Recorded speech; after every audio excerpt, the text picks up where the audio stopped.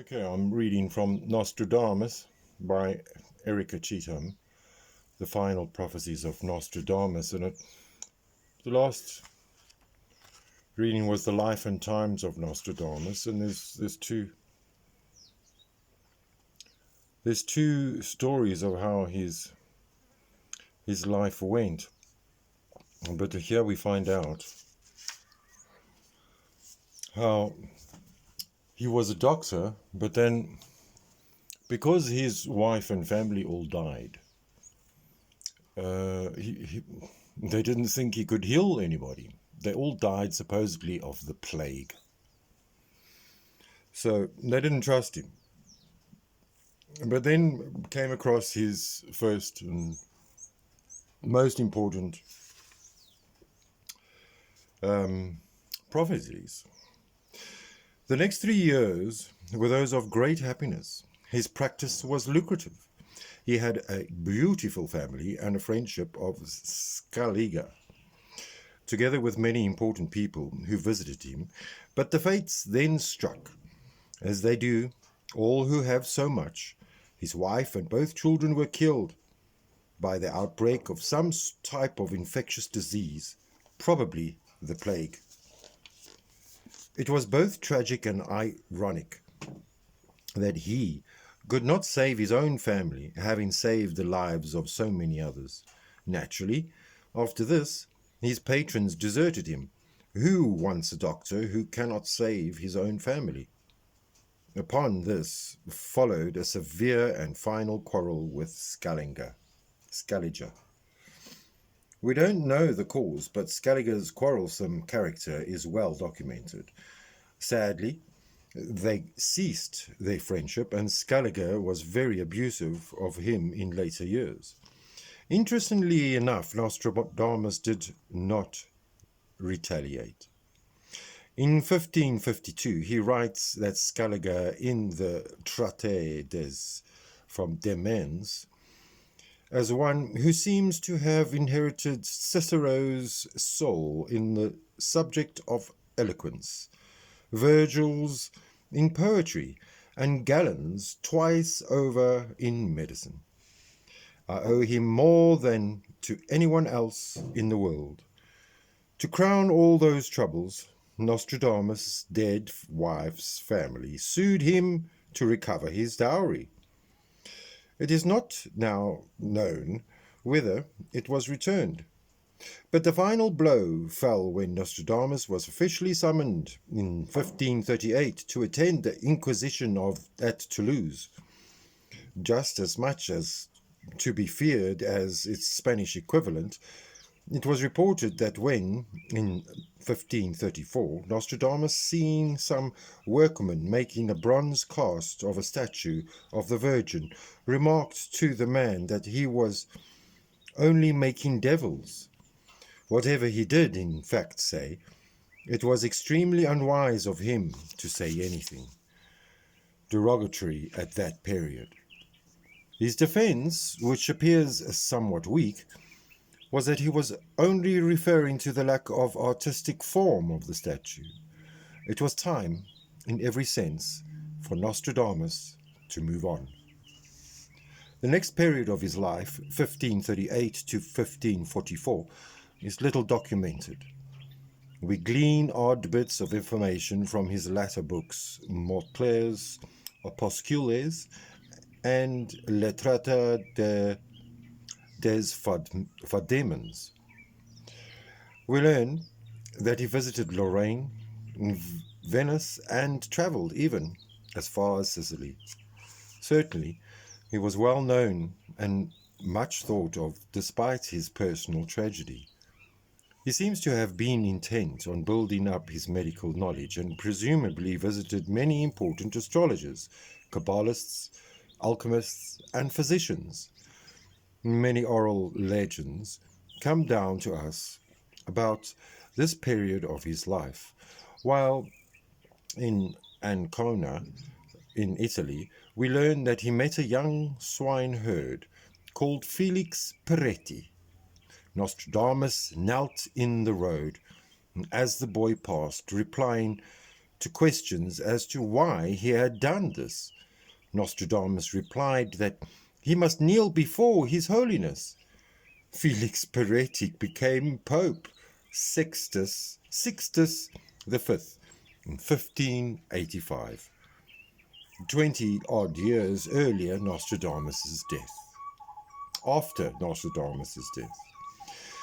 Another widely circulated story was related in print in 1656 by Etienne Jabert.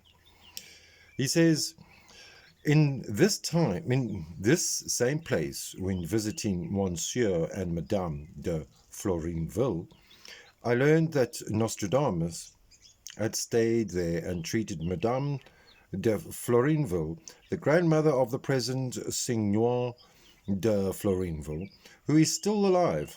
Monsieur de Florinville, walking in the courtyard of his chateau in the company of Nostradamus, noticed two suckling pigs, one black and one white. Determined to have some sport, he asked Nostradamus that what would happen to the two animals, to which the reply was that the wolf will eat the white one, and we will eat the black one. So, Monsieur de Florinville, wishing to disprove Nostradamus's powers, secretly commanded his cook to kill the white one for that night's supper. This was done, and the pig was dressed and placed on the spit in the kitchen. But while the cook was out on an errand, a tame wolf cub belonging to the household gnawed at the prepared pig. When the cook returned and saw what had happened, he took the black pig and prepared it, serving it up at dinner. Monsieur de Florinville, knowing nothing of this because the cook was afraid to tell him, said to Nostradamus that they were eating the white pig. The prophet disagreed and insisted that the black pig had been served up at the table. The cook was then asked to come and eventually confessed that what had happened. This gave the company another more agreeable dish to discuss. He goes on to say that all France recounts diverse events predicted by the author, but I omit them because I have not been personally assured about them. We next come across Nostradamus in Marseille in 1544, where he apparently thought of settling down, but there was a fresh outburst of the plague in the city during the year, and together with the Dr. Louis Serres, Nostradamus worked unceasingly. Then, in November 1544, Provence suffered one of the worst floods in its history. The plague became even worse, and rivers and springs being polluted with bodies of men and animals. By 1546, the plague was at its height. Aix-en-Provence, the capital town, was in a desperate plight. Caesar de Nostradame, in his Histoire de Provence, 1614, says that his father described the situation which faced him with the town sent for him just after May the 1st, 1546, soon after the plague had broken out. People struck from the fever of this illness completely abandoned all hopes of recovery, wrapped themselves into 2 white winding sheets, and, even while they are still alive, say the prayers for the dead. An unheard of thing. The houses are abandoned and empty, men disfigured, women in tears, bewildered children, the brave gone and the animals fled. The palace was locked and silenced, justice silent and deserted. Shelters bearers and street porters work on credit, as there is no money to be had. The shops are shut, there are no arts, and the churches are empty and the priests confused. In short, the streets are foul, wild, and full of weeds because of the absence of man and beast during all of 270 days that the plague lasted.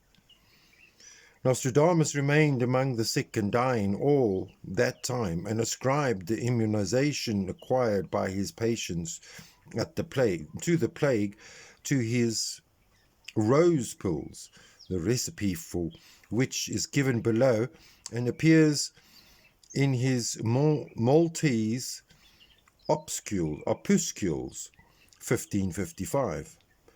But one should also remember his insistence on fresh air, running water, and his refusal to bleed patients. Unfortunately, he does not say anything about hygiene except for the rose pills killed bad breath, bad odors, and cleaned teeth, preventing decay, and had to be sucked continuously. The recipe is not at all unusual for medicine of the time. The ingredients were as follows: 300 to 400 red roses picked before dawn, 1 ounce of sawdust and from a green fresh cypress, 6 ounces iris de Florence, 3 ounces of cloves, 3 drachms sweet-smelling calamus tiger lily, 6 drachms lignolose. Pulverize the rose petals in a mortar. Mix the powder made from the above. Make the mixture into lozenges. Dry and keep enclosed away from the air.